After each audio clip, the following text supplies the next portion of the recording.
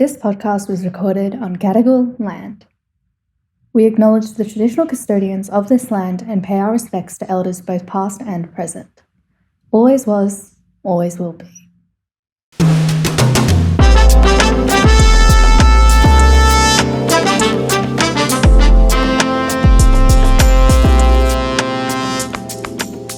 Hello everyone, welcome back to episode 2. Episode 2 of My Mom's a Sex Therapist. Ooh, ooh, ooh, ooh. My name is Claude, they, them, and this is my mom Jacqueline, she, her.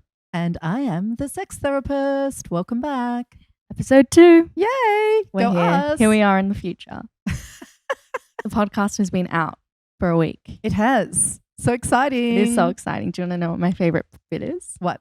I like going, when people tell me what I do for work, I say, well, I'm actually a podcast host. Oh, because you are. I know, it makes me feel very important and professional, and immediately everyone is just engaged. I say, I have a sex and relationships podcast, Mm-hmm. and they're like, oh, tell me more.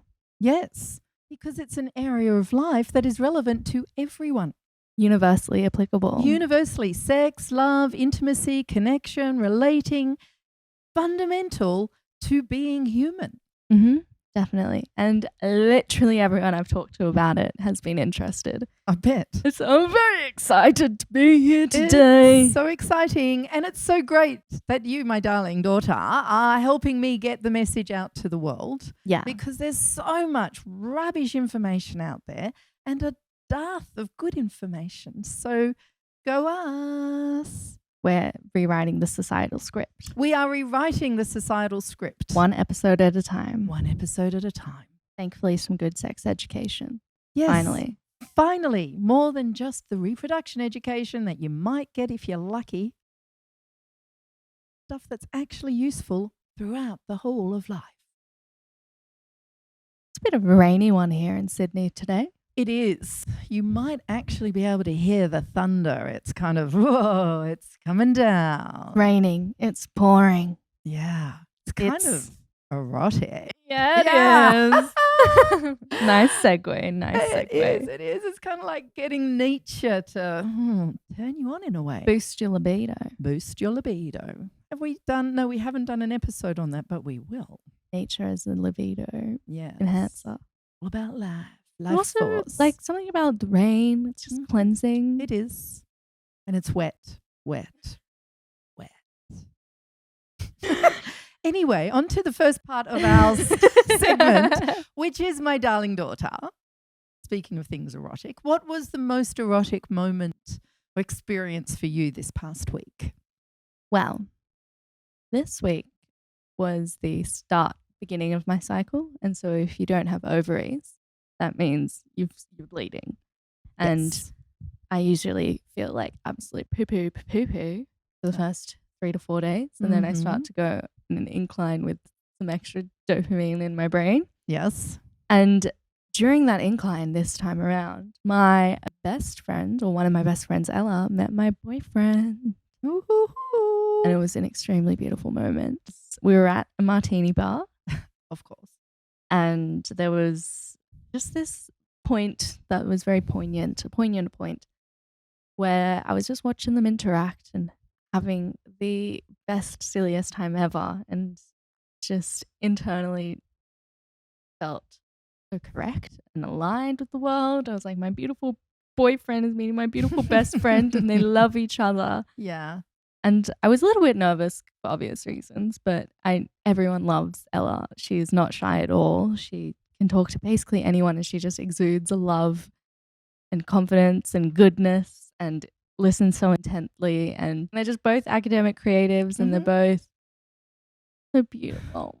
It was so nice to see them hanging out and liking each other. And I think it was because of the way that I see myself reflected in them, Yeah. because I Yes. love them so much. Yes. And also I see myself reflected in them, but I see them reflected in me. Right.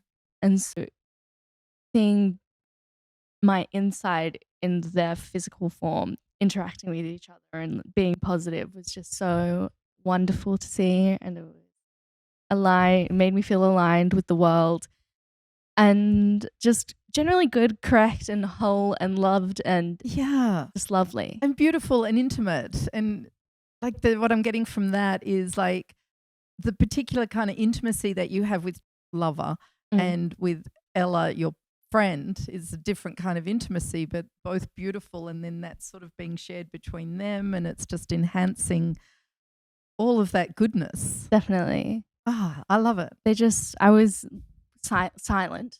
I was just watching them because they were so scintillatingly engaging with each other. Ooh. Yeah, it was just really very beautiful moment. It's one of those moments in life where you're just like, feels so poignant. Yeah, it's the best word I have to describe it. It was not like a life-turning moment, but something that was just like, yes, you're on the right track. Yes. Keep going. It's aligned, and there's beauty and bliss even, and it was like time stood still. Yes. Almost. Yes. That is a transformative moment. It's transcendent. Definitely. Yeah. Anyway, that's me. Oh, thanks for sharing. What was your most erotic moment? Ooh, actually, I've had a few. It's been a big week, guys. Yeah. I mean, I was thinking of sharing with you how my lover the other night made me a beautiful meal, and we had the entree and the main course, and then we had a pause and went off to the bedroom for a while, then came back for dessert. Literally came back for dessert. Which, as a Taurian who loves food as much as love making, that was a little bit of a double tick. I think you've skipped over one important fact, which was the amount of outfit changes that also occurred this evening. That's why you were there for some of it, weren't you? Yes. I was showing off my tango dresses. I think there were 3 outfit changes specifically. It was fun. We were having fun. With a little bit of exhibitionism in that moment. I was dressed. But speaking of exhibitionism, another good segue. I think the another very powerful moment and quite different. Okay. More so, you know, I've been making a short film on sensuality with a good friend of mine who is a cinematographer. And we were going to be doing some shooting for it last weekend. And the day before, he contacted me and he said, would you be open to doing something a little different? Okay. And I said, potentially. And he said that a friend of his, who I do know, had asked him to make one of her fantasies come true and for him to film her with her lover. Okay. Right? In one of these kind of creative, sensual kind of formats, but being a little bit more overtly sexual. Because our sensuality film is not sexual, it's sensual. And at first I was a bit like, ooh, well, it depends like how you want me to be involved, but always up for something interesting and erotic. And actually it was really lovely because we ended up filming like a series of tableaux where we'd be in these positions where if there was anything at all sexual about it, she and he would be doing it. And I might be like a pair of hands just caressing a chest or something that enhanced it. In hand? Boom, boom. The first witticism of the day. So you were essentially a hand prop. I was essentially a hand prop. Yeah. A little bit of a background pop. There was some cool stuff. And it was just really wonderful and creative. Did you contribute to the ideas? Yes. Okay. Yeah, we were all sort of sharing ideas. Like, what about if we did this or if we tried this? It would be everyone would collaborate on creating the scene. Absolutely. And then you'd shoot it. And then the next thing. Interesting. It was really good. And then afterwards, we had a gorgeous dinner with good wine and fabulous conversation where we were really talking about, you know, what is pornography? What's erotica? What is sexual? What's sensual? Where does it overlap? What are we creating here? And yeah, you know, something that's like the privacy of this fantasy that was being enacted out with our creative input versus, say, the sensuality movie that I'm making. So, like, I guess there are just so many erotic moments within that singular moment. Was there anything specific? just some of those moments, a little bit like where you were saying, it's like you just sit back and you just go, wow, this is sort of transcendent. Yeah, right. Yeah. And different. Like for me, it was more of that creative sharing of something that was an erotic expression. I see. So I guess yours was more intimate. Mine was more overtly erotic in that sense. I love that for you. It was really cool. I have questions. Yes. Did any of the scene? So was her? It was her fantasy, right? Yes. Was her fantasy specific scene by scene, or was it more she just wanted to do this? My sense was she just wanted to do this. Okay. Ooh. I mean, she had plenty of ideas, but yeah. How did it feel to be invited into that space? It was cool. And actually, one of the things that was really cool was because in the sensuality film that we're making, the camera's on me. And my friend does this amazing camera work and works with light and close-ups, and it's amazing. But I don't see what's being done. But this time, sometimes if I wasn't needed in the scene, I'd be looking at what he was shooting through the camera. Oh, like it's just, and it's really interesting how something that in just ordinary life can look a bit like ho-hum, but when it's seen through the camera, like it's just really focused in a certain way, like that really enhances the effect, the eroticism, the beauty. Yeah. Very cool. It was. Yeah, there's something about film and how it makes you interact with the world differently. Yeah. And as I said, my friend is a cinematographer. Like he makes, mainstream films and documentaries and stuff. So he's not a pornographer. Yeah. Which mostly I find most porn just tactless. It's just there. This creativity is lacking. But this was like, quite good. Do you think they invited you because you're a sex therapist or because you were already making this film? Because I was already making the other sensuality film, but I got invited for that. They're actually friends who I know through Tango. Oh, so I see. we kind of have this understanding of sensuality together. Wow. That's pretty cool. Very cool. You want to know what I think's interesting about that? What? How when you told me for the first time, you were like, you're going to think I'm the weirdest mum ever. And that's simply not the case. If anything, that would make you the coolest mum ever. Oh, I guess do you remember years ago I bought you that T-shirt and on the cover it says Weird mums create character, and you wore it with pride. Oh, that was in your mid-teens. Oh. Yeah. Would you do it again? Would I do it again? Yes. No. Not with the same people. Okay. What I would do again is some of this more kind of erotic, creative, sensual stuff. Yes. Arty. Yeah, the arty creation. The arty creation, yes. That would be an interesting, you could be like an advisor. Maybe. But we're still working on our short film and we've been doing it for a couple of years, so we need to wrap it up. When you first told me about this filming experience and you said that you were a weird mum, I was like, why would you say that? And the only thing that I could think of was because I know that you're not a voyeur or like a voyeur, yeah, not super exhibitionist.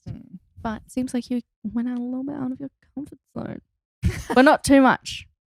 I think it's good to push our comfort zones. Yeah, but when it was anything that was too sexual, you stepped away. Yeah. Very much following, as that's what we're all about here, is like following your internal sense. Yeah, that was going to be my next question. So how do you know what your limits are? Right. Well, that does sort of segue into what our topic for the podcast is. Segment 2, guys. Yes. Coming at you. Notice the smooth segue. So how do you know? How do you know what your limits are? How do you know where to say, just where to stop, where to go? Yeah. You pay attention to what you're feeling. Wild. Yeah. Crazy. So this takes us into our topic, which is about sexual KPIs. Pleasure indicators. Yes. Not performance. Yes. because too often people are thinking about what they should or shouldn't do based on some externally imposed assumptions. Yeah, Yeah. definitely 100%. Yeah. So to use my little example, could have been like, oh, well, I should do all this stuff because otherwise they'll think I'm a prude.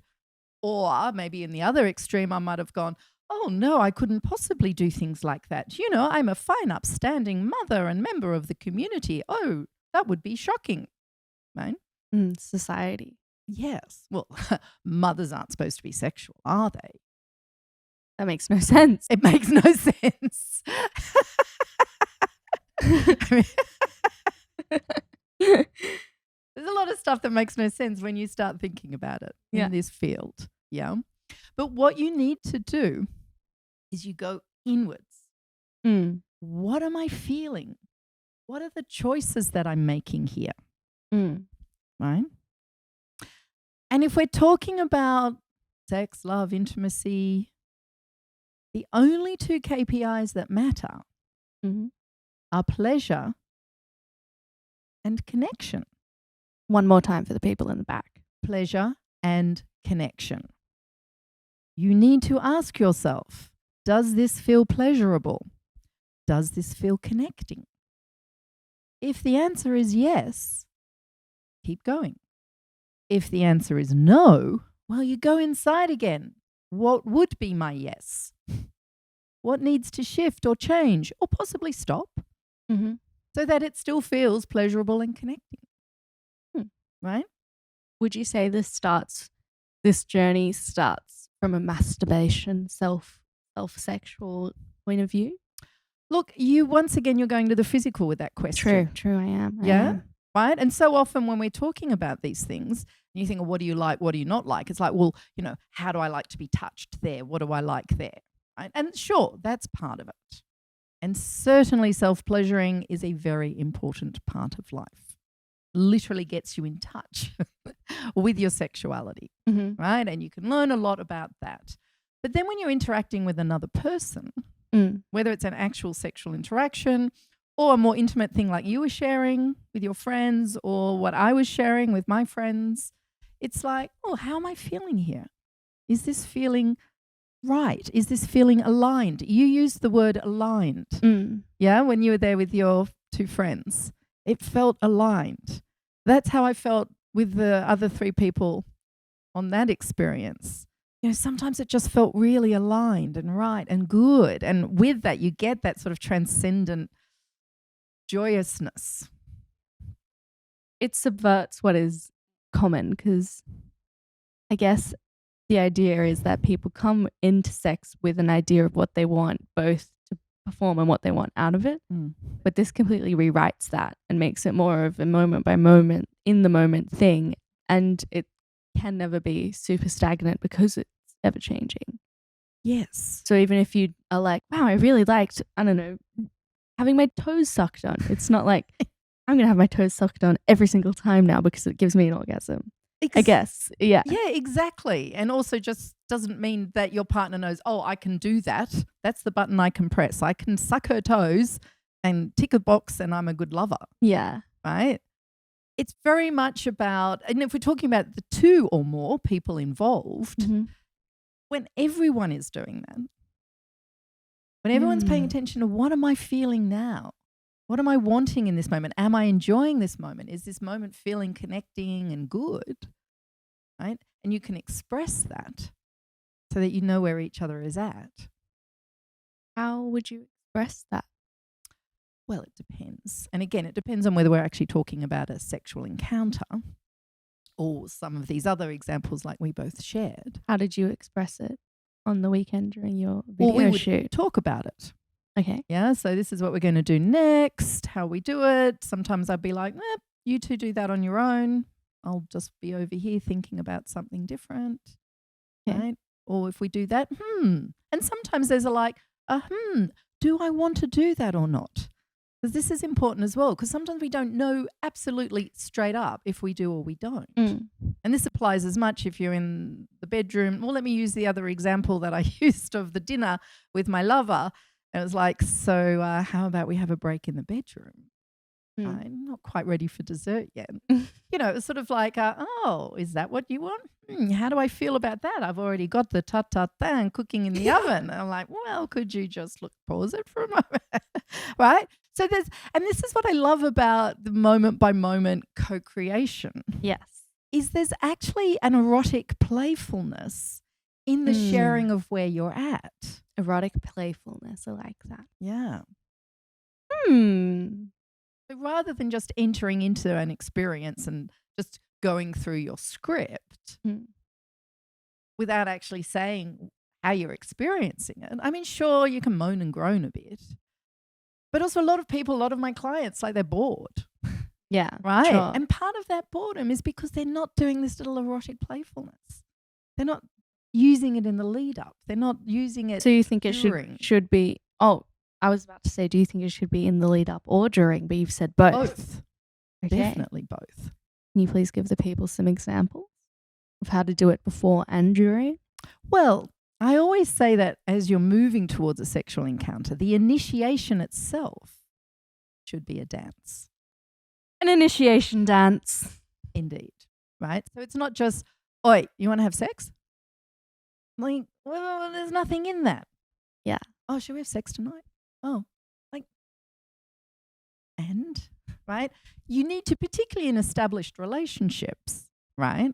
Where, you know, there's a lot of mundane everyday life, to be able to sort of get some of the frisson happening and the interest, then there needs to be this playful erotic dance between you, so that you start going, oh, what is that? Oh, maybe something's happening here. We're creating an energy together. Okay. Right? I like that. I guess it also would give you some space to think about things It does. and sit with it, which would probably also get you a little bit excited. Yeah, there is something lovely about that space. It creates anticipation, but it also creates a safety because, you know, you're aware of what's happening. You can get yourself into the space so that you're not too stressed or too downregulated.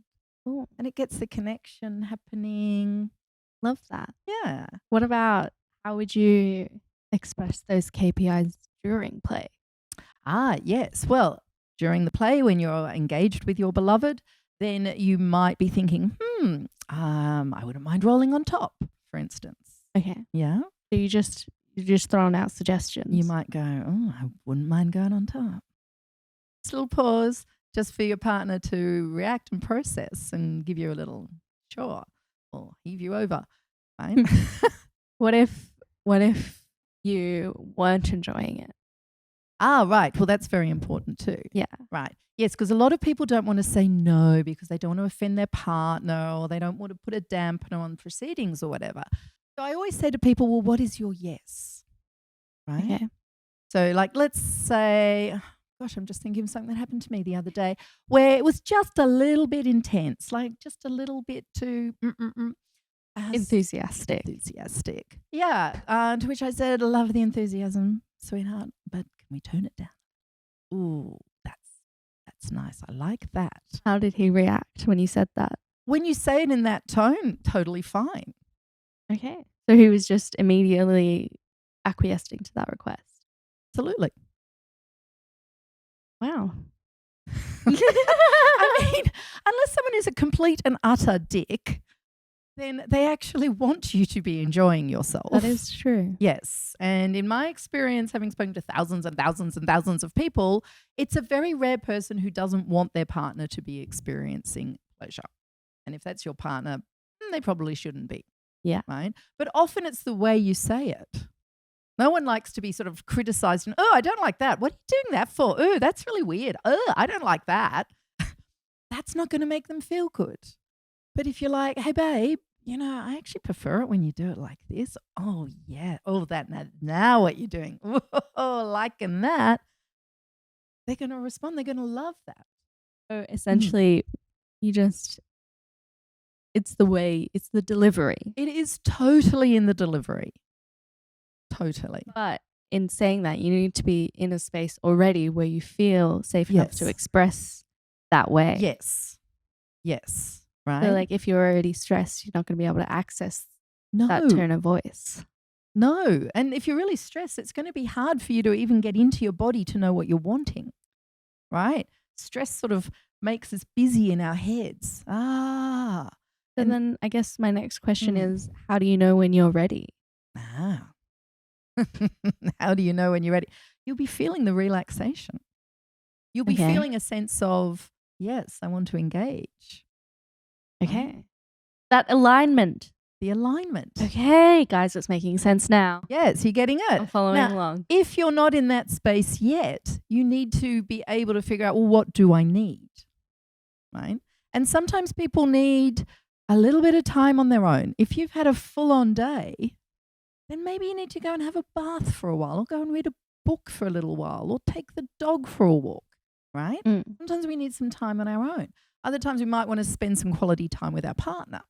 Okay. Having a nice conversation, a little bit of a foot massage, take the dog for a walk together, right? So, so sort of sinking into yourself so that you can start relaxing and just sort of really feeling what you're feeling, and also being able to connect with the partner so that you're getting that alignment with each other going. Until you get to that point, there's no No point point. to be able Yeah. to be sexual. Not well. Yeah. Not wholly. Not holy. Exactly. And if it's not holy, it's not going to be good.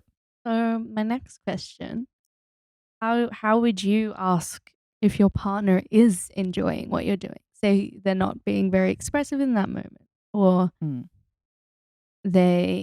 you just need to check in. How would you check in during?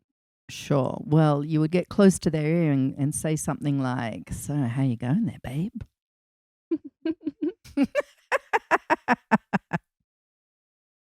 Yeah. Yeah. And I guess it could be specific to the actual act Yeah. of what you're You doing. can say, "You liking this? Would you like a little more?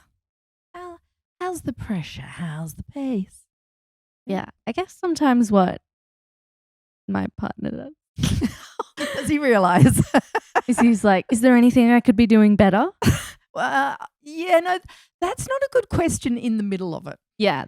I feel it, because then it takes me out of it immediately. Yes, And I'm like, yes. is there anything he could be doing better? Yes. And then I go through the Rolodex of everything that I like. I'm like, well, yeah, there's so many other things that we could do, but will it be better? I don't know. This feels good, I guess. Let me know. And then I go and get stuck in my brain. It's any kind of questioning that's going to get you in your head Yeah. is not good, because it takes you out, because you get into a zone. That kind of love drunk, I'm in the zone. The left side of your brain kind of switches off. That's that logical, very attention-focused side of your brain, right? Which includes your speech centers. So if your partner asks you a question where you have to switch on all of that attention, focused thinking, it takes you out of that lovely amorphous kind of right side of the brain that you want to be in. And you kind of and you're out of it. Yeah, that's what it feels like. Yeah. If you ask questions more subtly, and also that's why the tone's so important. So, hey, babe, is it going well for you? Then you just get, oh, yeah, that's great. Or, oh, no, give me some more. Or, yeah, let's just roll over. Or, like you can sort of engage from that amorphous right side of the brain type love drunky space. That makes sense. Yeah. I'm going to be having some conversations after this. Can't let him listen to the podcast and be like, hey, so I didn't realize that was something that you... But can I make a point on that as well? Yes. Yeah. As you say, we need to have some conversations. And this is so important. You need to have these conversations outside the bedroom, or at least outside the act, so that you really understand each other in general. Right? Yeah. Because in the moment, you don't necessarily want to have those detailed conversations. But afterwards, or yes, before, absolutely. like, hey, let's have a chat about our love life. Like, oh, I enjoyed last night. I think we're really good at having conversations afterwards, but not necessarily before, which I think might be why he's asking questions like that, because we're not having like, what are you in the mood for? Conversation. Yes. We're more having sex than him being like, so what do we do now? And then I'm, I don't know. It's good. And then at the end of it, we'll be like all blissed out and just like, oh, amazing.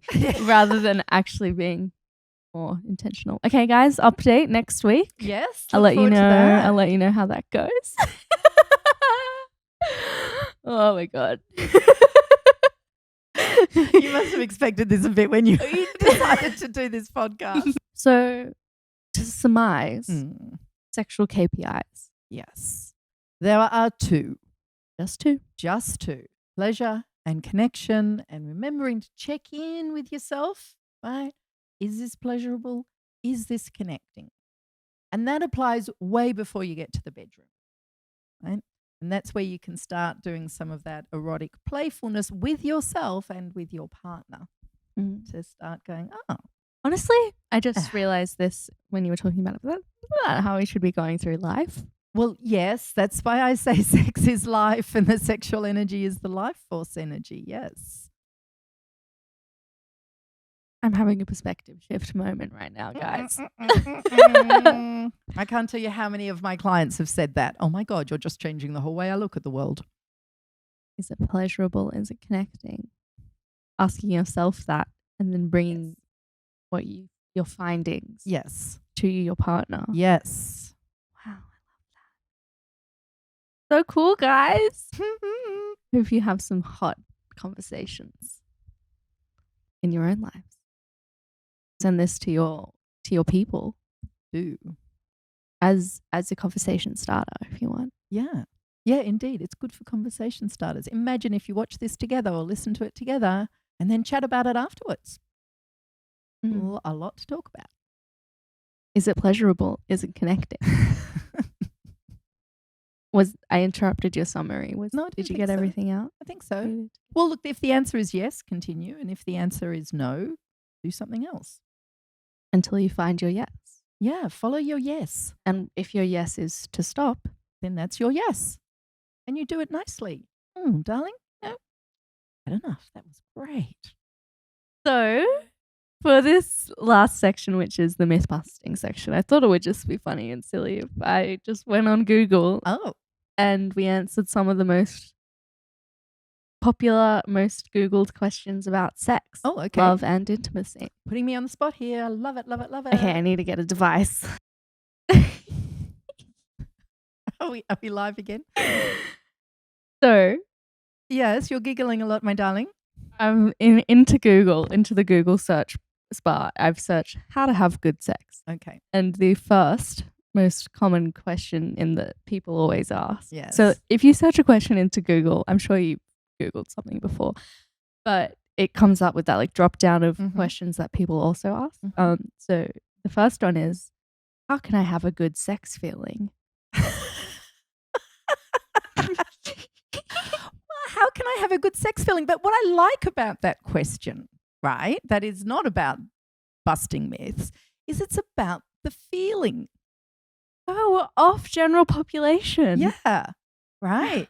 So it's not like how can I have a good sex performance, right? It's not even how can I make sex good. It's like how can I have sex feel good? Okay. And that's actually really aligned with everything that we've been talking about.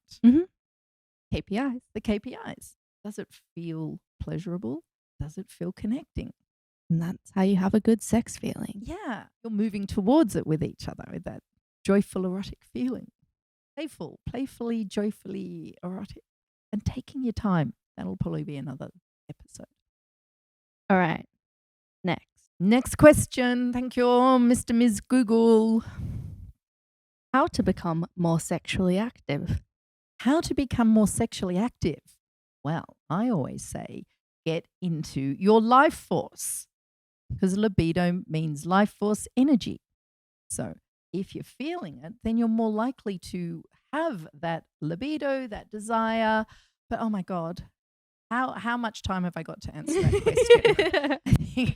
I think the answer is listen to this podcast and listen over the coming episodes.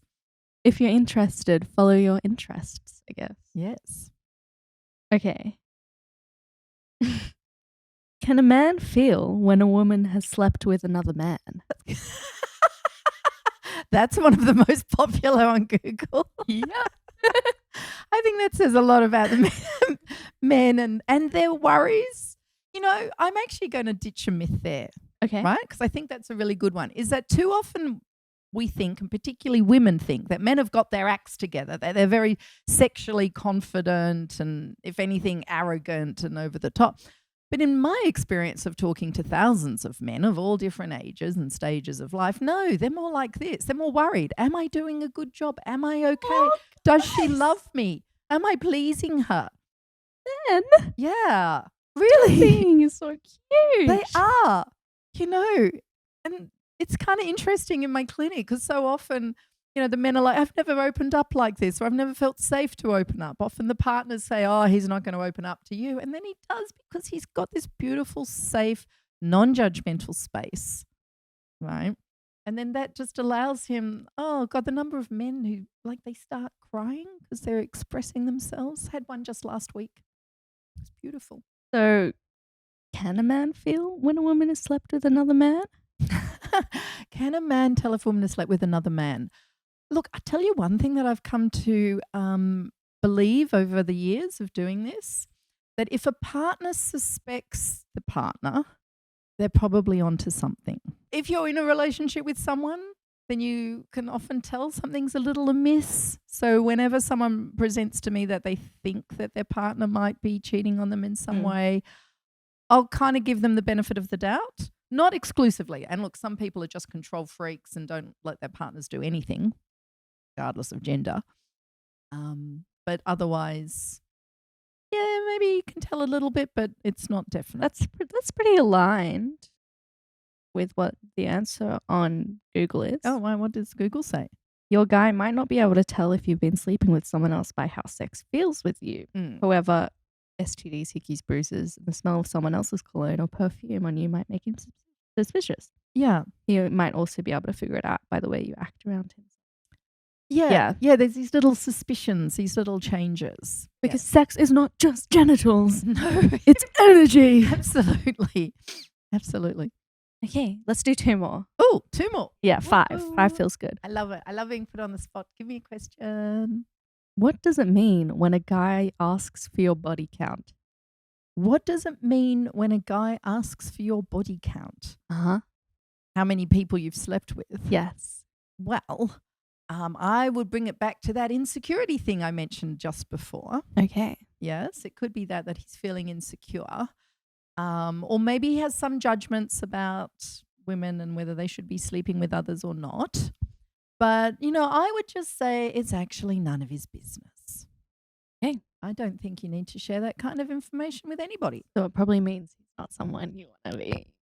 Well, I would use it as an opportunity to look for red flags, just to test it a little bit. If you say, hey, that's kind of personal, it's not something I feel like sharing, and then seeing how he reacts to that. That is what you're looking for. Not the initial question per se. That might be a little, ooh, what is this? Yeah. But then how he responds to a very reasonable request on your part that you don't feel like sharing. The response to that is the interesting. Okay, that's a good answer. I like Thank you. that. Thank you. Yeah, I'm not bad at my job. Okay. Okay, this is the last one. Sounds like a goodie. Is it unhealthy to sleep with your partner every night? Is it unhealthy to sleep with your partner every night? It's a real question the people are asking. Do you think they mean sleep as in have sex with your partner every night, or actually just have sleep sex. with your partner? No, have sex with your partner I every would night. say it's quite healthy to sleep with your partner every night. Not necessary, but good to have sex with your partner. If your partner wants to have sex every night as well, this just comes down into that quantitative thing, like how often, how many. And I'm like, no, if you both want to have sex every night, go for it. If you don't. Or negotiate around it. Cool. Yes. Okay, I just one more that's following along. One more. Okay. What side should the wife sleep on? What side should the wife sleep on? Actually, I've got an answer for that. Oh, wow. I was not expecting. No, I have. And this comes from my own parents.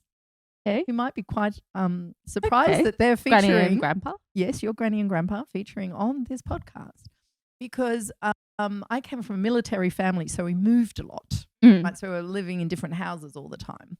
So therefore my parents were in different bedrooms all the time, every time we moved. And he told me that he always took the side closest to the bedroom door. Oh, protect. It was a protective thing. Oh. Yeah. What if there are two wives? That's not parents. What if there are no wives? Well, then you wouldn't be answering that True, question. there wouldn't. This wife would sleep on But no don't side. think that I'm saying that everyone should have the wife sleeping away from the door. Like, again, feel into it. What do you like? I mean, I had a partner for a long time and he would always be on my left side because he was left-handed. So he would be reaching over with his dominant hand to do things. So, that makes sense. yeah. So This is fun. Can I keep going? why don't we save them up for our next one? Okay. Let me just find one more. You're insatiable. It's fun. I think it's funny. It I is like fun. hearing you laugh. What happens when couples stop sleeping together? What happens when couples stop sleeping together? Again, is this question about sleeping in the same bed or having sex? I think sleeping is Google's version of sex. Of having sex. Well, look, a couple of things. Really, it depends on why they've stopped having sex, why they've stopped sleeping together. For some people, it is just kind of a natural thing that it's not so important for them. Look, again, I say if it's okay for both parties, fine. But too often it's because people have become complacent or they've become lazy or they've become bored. They're not investing in their relationship.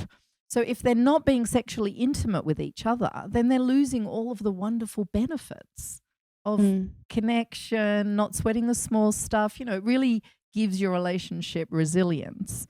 And it's the healthiest and cheapest thing that you can do. So I think it's a bit of a shame if people do stop. Yeah. Yeah, I don't see myself ever slowing down No. or stopping. No need. Like one of my favorite hobbies. Absolutely. That's going to be a topic for a podcast. Yeah. Sex as your hobby. Well, one of the next podcasts, which you should Yay. tune into Yeah. every Wednesday/Thursday. Terrific. And if you have any questions, like these googlies, please DM My Mom's a Sex Therapist on Instagram. That page is up and running. Hey. So if you want to see more of us, / if you want to be in the community, Yes. asking, contributing to the conversation, Yes. We're here for you. DM. DM. We also have a YouTube channel. So if you'd prefer to watch these podcasts with video, you can find us over there on Jacqueline Hellier's YouTube. If you want any more of my mum, just me. Where can they find you? Well, I also have an Instagram account, also managed by my beautiful daughter, called Jacqueline.Hellier. HELLYER. YER. Hell yeah. Hell Remember, yeah. Jacqueline, hell yeah. My website is www.jacquelinehellier.com. Lots of good stuff there. And if I can just do a little plug for my upcoming Go for retreats. So my next 3-day couples retreat in the Bloom Mountains near Sydney is full.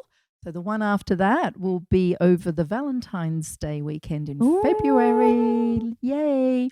But my most amazing and exclusive offer of all, which is a 5-day Bali retreat, is coming up the first week of December. And I still have some spaces on that. So do you know the dates? It's the Monday to Friday of the first week of December. I should know the dates. Let's get the calendar out. Yeah, absolutely beautiful, stunning location. And as you probably already are figuring out, I'm a bit of an ecosexual. It's from the 2nd to the 6th of December. And this place is the most beautiful eco resort that you could ever. I've been there. It's fucking incredible, guys. You're going to love it. Incredible. Yeah. And it's a beautiful retreat. Really So, good Christmas present as well. Yeah. Also a good Valentine's Day present. Just a good present. Just do it. I would honestly say it's a good investment into your is. relationship as well. You have to invest in your relationship and learn about how sexuality and intimacy, it's kind of very sort of tantric what we're doing here. So it's beautiful to learn all of that. Invest in yourselves. Well, intro and outro song was created by Paul. Oh, the fabulous Paul. Created by the fabulous Paul Sears. This podcast was produced by Claude. Thank you, Claude. Thank you guys for listening. I think we're done. We'll That's a catch you wrap. guys next High week. five. Woo. Till then, hope you love your life. Whoa. Bye. Bye.